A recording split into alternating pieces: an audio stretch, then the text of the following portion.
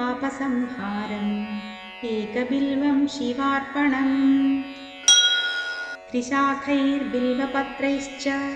अच्छिद्रैः कोमलैः शुभैः तव पूजां करिष्यामि एकबिल्वं शिवार्पणम्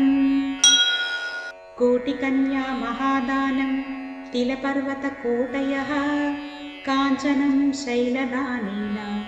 एकबिल्वं शिवार्पणम् काशीक्षेत्रनिवासं च